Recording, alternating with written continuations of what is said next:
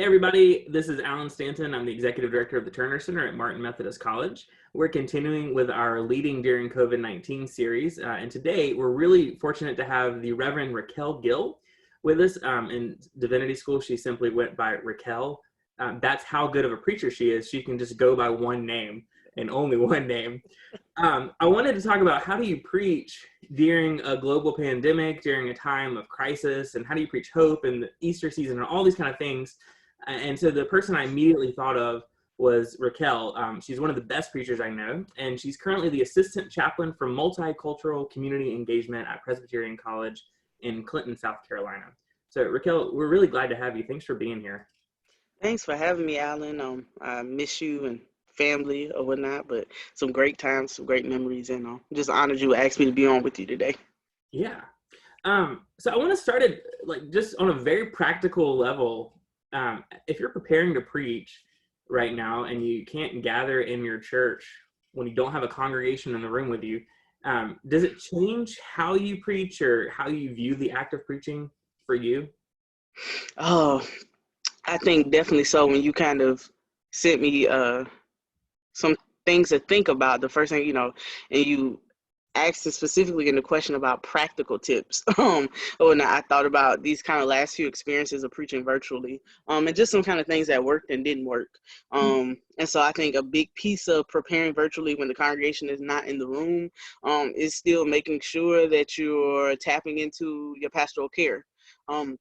Making sure that you're still making your check-ins with your membership, with your local congregation, to kind of hear the cares and the concerns of the people so that you can take that with you into the moment of sermon preparation. And if you're called on to do a kind of itineracy piece or, checking in with that pastor who's asked you to preach about what is his demographic or her demographic, what type of community are they, and keeping those things in mind, and also looking at your local community, staying abreast of your local news.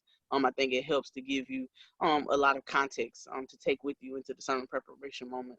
I also think in the context of this pandemic, shorter is always better, but not too short, that it feels like, well, why did I sit down for this? But people, they should be able to grasp the main point, I think, of your sermon kind of in a sentence or two. And so this is kind of one of those things where the more straightforward I think you can be sometimes, the better, is if you're going from week to week, being able to either at the beginning or at the end of your sermon kind of give that takeaway, that thesis, that main point, following up with some kind of sermon talk back, some reflection questions, graphics. Canva is a kind of a nice free outlet or whatnot where you can make a kind of graphic of just the main takeaways or the main points for the week. And I think another thing that a lot of us have been thinking through is eye contact with the screen, or whatnot, and how that can very much change or whatnot, the dynamic of your preaching, because if you're normally a manuscript preacher, looking down, looking up, looking down, looking up, and how that always doesn't translate well when you're preaching directly to the screen. And so what I've been playing around with is the kind of split screen options, where if you're a manuscript preacher, you're looking kind of at your camera, but you're still looking at your manuscript, and you kind of have the other screen to kind of, if you're on Zoom or whatever else, you can kind of see the actual conversation that's happening or going on. So eye contact with the screen. If you're an extemporaneous preacher, if you know how to preach with little to no notes, this is really your time to shine in my book.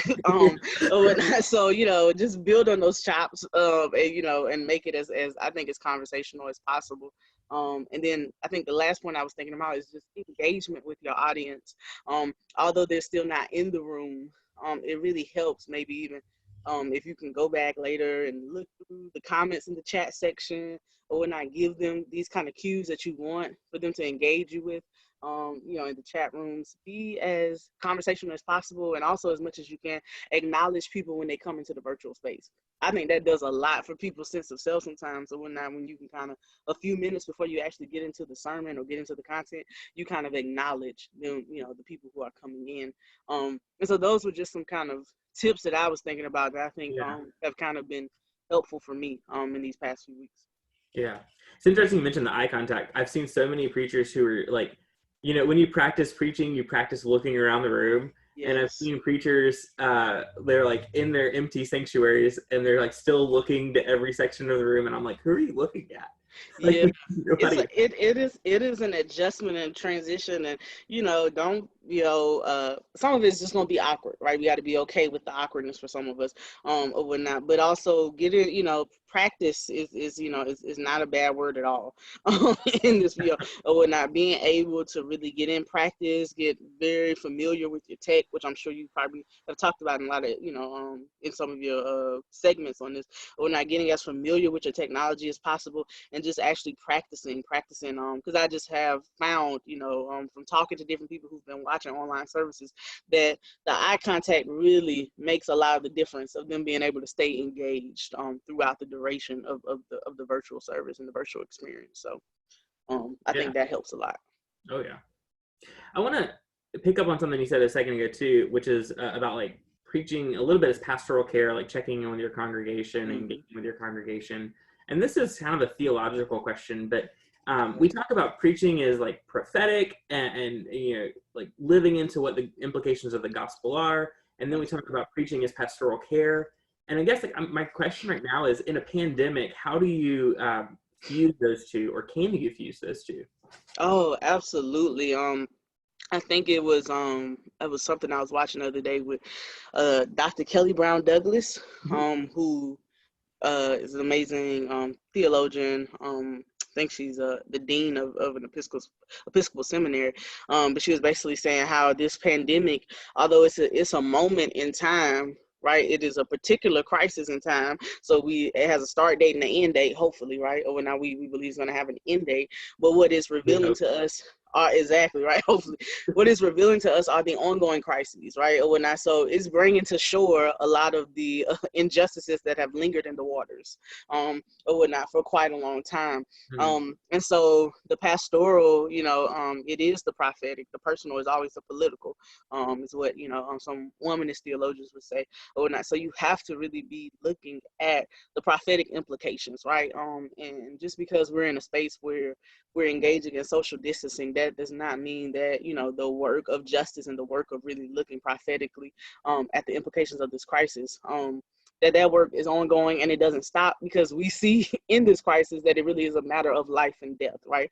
When you look at health disparities, when you look at economic disparities or whatnot, when you look at the implications of race in our world or whatnot, like, we see that it really is a matter of life and death, and that comes to play so fully in this pandemic. We see it every evening in the news, right, or whatnot. And so you really, once you kind of hear the concerns and the cares of your people, particularly for many of us that pastor in a very rural context, like, we're pastoring people who, oftentimes their concerns are not going to be castigated on the nightly news on Dayline NBC or whatnot. Like, a special on rural America might be once every couple of months or whatnot. But we have to be those advocates who are saying, like, this is what my people are experiencing. This is what they're dealing with. This is what they're going through. How can I also be their advocates? Right. So you have to be able to kind of to do both. But I think that's even bad phrasing. I want to get to a place where we see them as one and the same. Yeah. You are doing that pastoral work or whatnot. You don't know what to prophesy about if you're not in communication with your people. Yeah, I remember when I was pastoring a local church, like, how much of my sermon took shape during the week just from conversations that I was having with my parishioners. Where Yes. and I can't imagine being able to preach on a regular basis to a congregation without those like sitting in Bible study with them and sitting in their homes and listening to their concerns and their cares. And how much of that was pastoral care, but also how much of it was about like the world we were living in and what Jesus has to say about the world we're living in. Oh, absolutely. No, it matters. And for so many of them now, even when you call, right, they're going to give you, a very limited scope into their world, or whatnot, or a very, stained glass scope into their world or whatnot. So being able to develop enough rapport where, they eventually begin to trust you with some of their real stresses, with some of their real anxieties and angst and grief about this moment. So just kind of remaining consistent in that, right? And I think it gives you a sense of, I think one of the questions that you were asking was just about, like, do we only focus on what's happening now, right? Do we only focus on this pandemic? But I think that's it's at the forefront of people's minds, but I think it's been made so much more clear to me in these past few days how it's not the only thing that's happening, right? Life is continuing to go on for a lot of people, and in very good ways, but also in very painful ways. Right. And not, people, we still have folks who are, who are still having to go to chemo. We still have folks, who are still, and not trying to figure out how to make ends meet. We still have folks, who are getting promoted and who are, celebrating, transitions in jobs and different things like that. And not even in a time where it feels like the world is on pause, right? And so really being able to, speak to the concerns of everyday life, but always frame them, I think, frame them in the mind of this pandemic. So like use the pandemic as your framing, or whatnot, but don't always be able to speak in a way that's relevant to what's going on, even if you're not speaking directly to it. Think about it was maybe a couple of days ago, I heard a sermon illustration where it was talking about a trip to France, right? That's not the best sermon illustration right now, right? When we tell people to stay home, right? Or not. So like really thinking about that, like what are people doing, even as illustrations, what are people doing right now? A good illustration would be something around the tiredness of Zoom calls, right? Or the, like that's little, short hanging fruit or whatnot. So being able to frame what you're doing around what's happening right now, but not feeling like you have to get up and speak about it every time you get up. Yeah, one of the things I kind of hear, and that's been exasperating to me, like, I scroll through Facebook and I see all these sermons, and it's almost like two extremes where like they're only talking about the pandemic, or it's like we're not even going to mention that it's happening. And it's like there's got to be an in between somewhere, I feel like.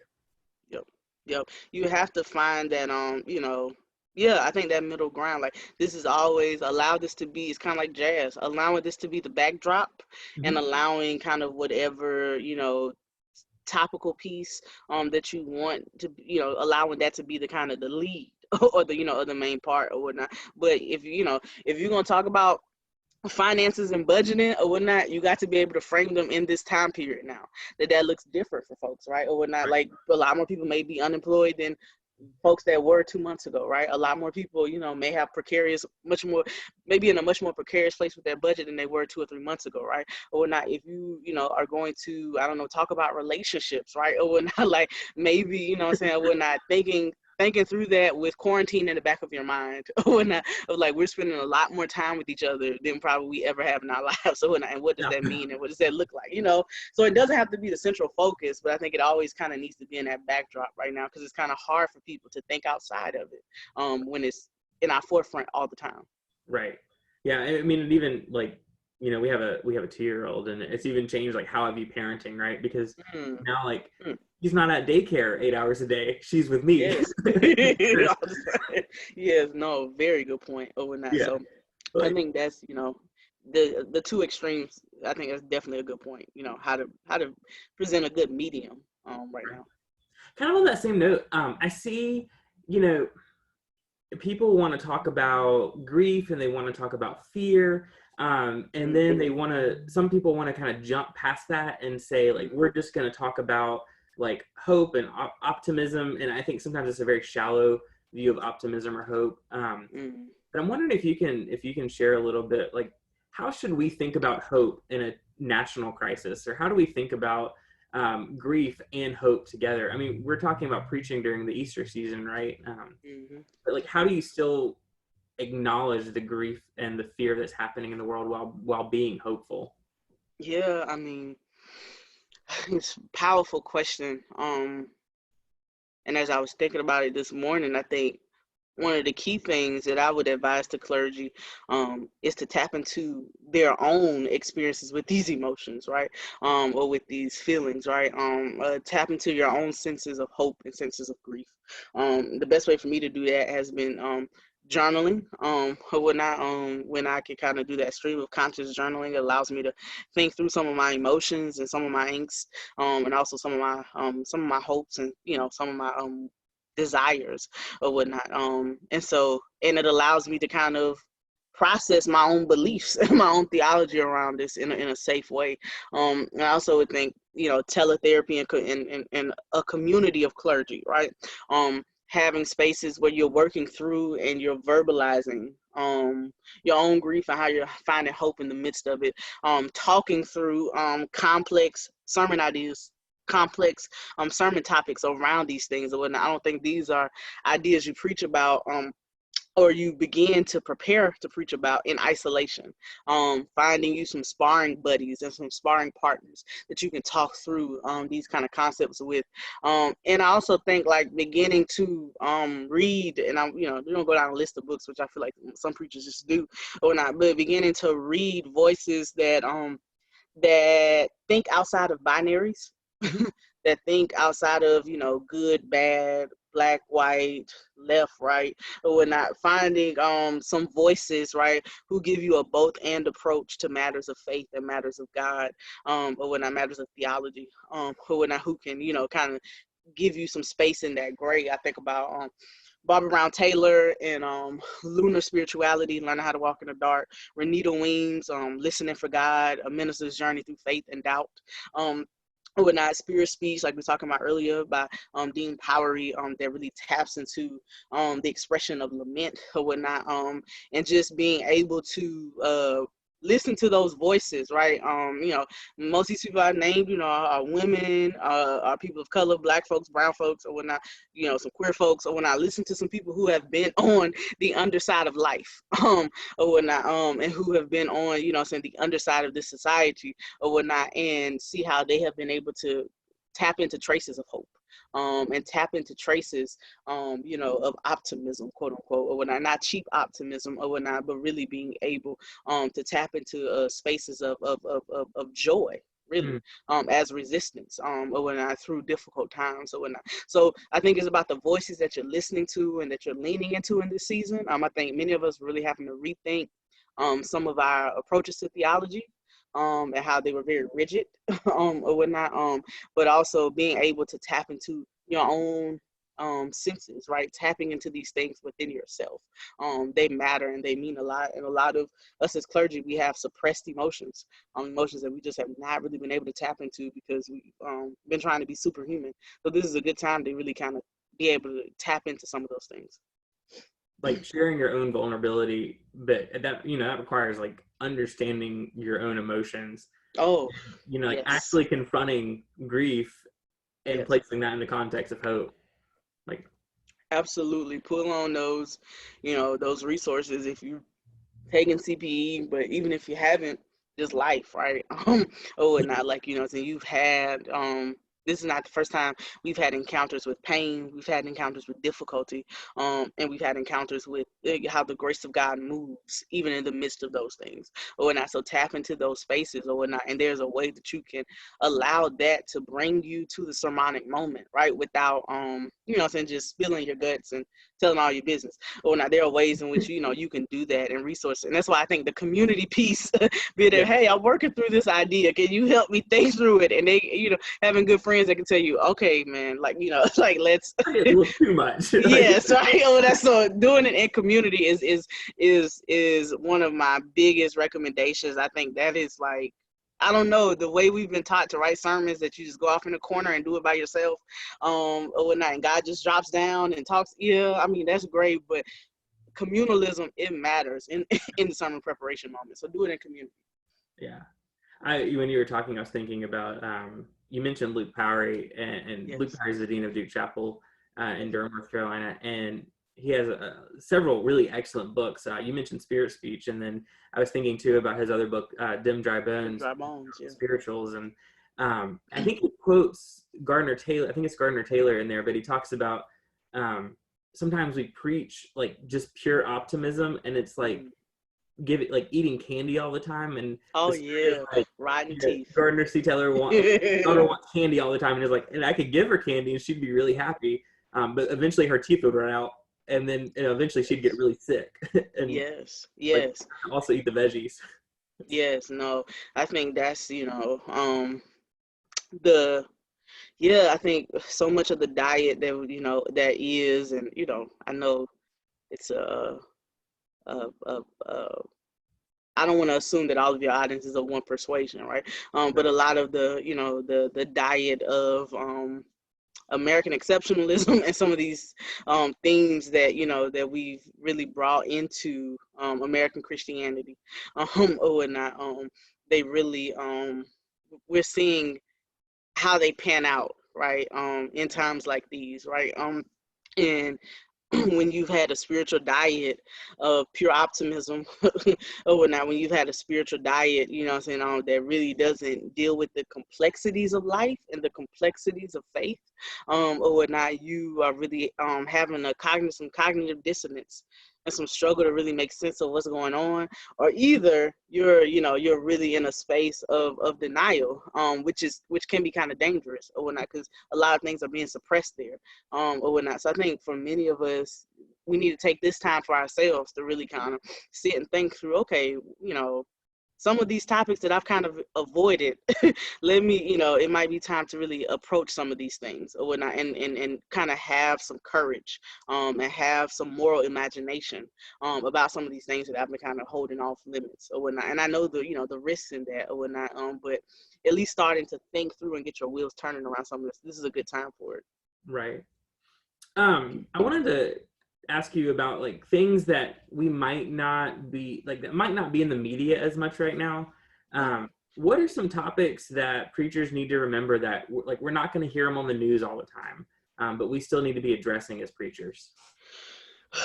Man, so much. I think we were talking earlier, and because so much of your context is, for rural congregations and how they thrive. I really thought about how, rural communities were in a healthcare crisis before this hit. And, if we're just being honest, or not, with, medical apartheid is real. We had a lot of hospital closures in a lot of rural communities, and now when you have something like this that comes, or whatnot, you have people who are driving anywhere from 30 to 45 minutes to an hour just to get quality health care, or whatnot, and just to have access to quality health care, or whatnot. And those who are caretakers for them are having to, make commutes, or whatnot, that are, extraneous, that's expensive, or whatnot, and so we just really see that when you have, dilapidated senses of healthcare, or whatnot, in rural communities, or whatnot, that when you have a medical crisis, or whatnot, it hits these communities seriously hard, or whatnot, and they're seriously affected. And so I think that's definitely something that I haven't seen presented in the news on a wide scale. I think even a few years ago here in South Carolina, there were big discussions around how broadband and internet access in a lot of these communities, like how that people were really struggling to see how that was a matter of justice. And how that was, something that, should be accessible for all folks, or whatnot. And now we are in a space where that is your primary means of communication.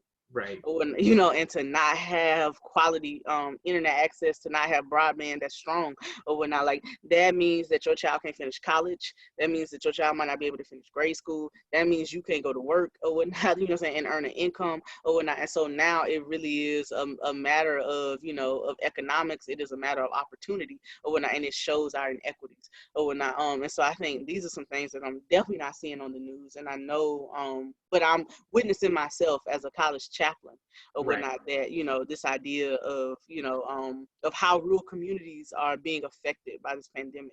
And I think last thing I was thinking about is just this idea of home, which I've seen some people really kind of wrestling with on social media and different things like that. But when you have a pandemic where the safest thing people could do is stay home, or whatnot, how do we really deal with the fact that for many people, home is just not safe, right? Or not, think about that song, when I think of home, I think of a place where there's love overflowing. That's just not everybody's reality, right? It was here, I'm in my hometown now, or whatnot, and it was just here this weekend, we had, 2 separate shootings, right? As I say, the world continues to go on, or whatnot, right? And, one of them believed to be a drive-by shooting. So what does it mean, right? And bullets don't have names, right? Or whatnot. So what does it mean? You have people who they're trying to stay in their house, they're trying to stay at home, or whatnot, and a very horrible situation erupted at home, of which some people in that house had nothing to do with.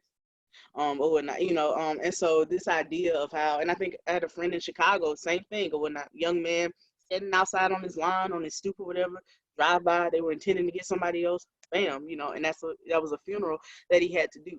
So this idea of, you know, violence, right? Intercommunal violence and intimate partner violence, all these different violences that happen within our communities and within our neighborhoods. And when we, you know, really talk about housing inequality or whatnot, you know, and how that comes into play or whatnot in a pandemic where the safest thing that people can do is be at home. Right. But for some people, that's just not a safe option at all. Yeah. And we're seeing, like, you know, I'm sure your college is seeing a lot of the same things as well with your students who, where, you know, like, we send our students home to be safe. And for some of our students, like, that's just not an option. No, it's, yeah. I mean, yeah. I'm and all the examples I use is even assuming that home is an option, right? I think that's Right. the part that you brought up. Like, it's just that, like, literally for some, you know, they are housing insecure or whatnot, and coming to college is access to education, but it's also access to basic necessities. Right. Or whatnot, you know what I'm saying? Or whatnot that many other folks take for granted. And even some who do have home, you know, it's very precarious to think that, you know, they can go home and kind of set up a workspace and a study space or whatnot. When for some people, yes, they may have their own rooms, but for some people, they're sharing rooms with 3-4 other people. Yeah. So being able to have a real, you know, consistent space where they can study, where they can have quiet and calm or whatnot, that's just that's unrealistic to think or whatnot. And so these are the things that's going on inside the homes of the people who tune into your virtual worship every week. Or whatnot, like, you know what I'm saying, this is, you know, these are not isolated incidents we're talking about. This is very real stuff that's probably happening for some segments of your local church community. So I think these are some of the things that the news don't hit, but even if the news don't hit them, we as pastors and clergy, we have to hit them, right? Or now we have to talk about these things, even when NBC and CNN and whatever your local station is, even when they don't get to, right? Yeah. And even if they're not, and I think they are all happening in our congregations, but even if it's not in our immediate parishioners' lives, like, it's happening in our communities. And, you know, the thing that I always emphasize with our churches is, like, you are a community leader, and so you also have to be addressing this, because it's happening in all of our rural communities and around the nation. Absolutely.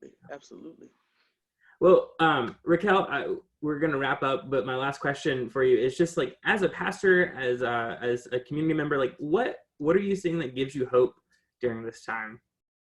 Oh man, I think it's a few things that give me hope. Seeing the grace in this for all of the pain and all of the angst or whatnot. I've been grateful for the time to actually spend time with family, to actually really spend time, you know, with my mother or whatnot. My father recently passed about 2 months ago or whatnot, and so adjusting you know, back to work. I live about an hour and a half away from her or whatnot. You know, I had a lot of emotions around that or whatnot, but when this kind of hit and we were allowed the option to work from home, it gave us a chance to really kind of be together, and to, you know, and so that is one thing that I'm seeing the grace in that or whatnot, you know. And the glimmers of hope for me are really from the young folks or whatnot. Like, I'm really seeing how so many of our students, they're adjusting and they're adapting and they're just being resilient. They're determined to get through the semester. They're determined to graduate, and even resilience from so many of our seniors, right? Who, you know, plenty of people have made so many assumptions about what they could and could not learn as far as tech and what they could and could not do. But I'm seeing so many of them. I do a Zoom Bible study for the church I used to work at in New York, and I'm doing a Zoom Bible study for a lot of the women there. Many of them are over 60, and they hop on that Zoom and hop on the Google Hangout. And I mean, I was like, y'all was really fooling me when I was working for y'all. Like, you know, or Yeah. like y'all been doing this before or whatnot. And so just adaptability. That's the glimmers of hope or whatnot. People really are adapting and they're doing their best to adapt or whatnot, and they're just not being resistant and stringent towards change or whatnot. You know, it's scary, you know, it's overwhelming at times, but they breathe or whatnot, and gradually we figure it out or whatnot. And so that has really been hopeful for me, is, you know, it's how our young people are adjusting to these online classes, and how some of our seniors and elders who really want to be in community and really want to worship, they're finding ways to or whatnot, you know. And then you know, the last glimmer of hope or whatnot is that, you know, for the church, I think you know, the gates of hell should not prevail against it. We're really seeing that or whatnot. Like, you know, the church is really able to still thrive. It's still able to be the church. You know, so even when they can't really gather inside the four walls. And so that gives me hope. Awesome. Racquel, thank you so much for joining us today. In the show notes, we'll have a link to the various books and resources that are mentioned, including Dr. Powery's and Renita Weems, and all those really great preachers that you can check out. So Racquel, thank you so much for being with us today. Thank you, Alan. Peace. Bye.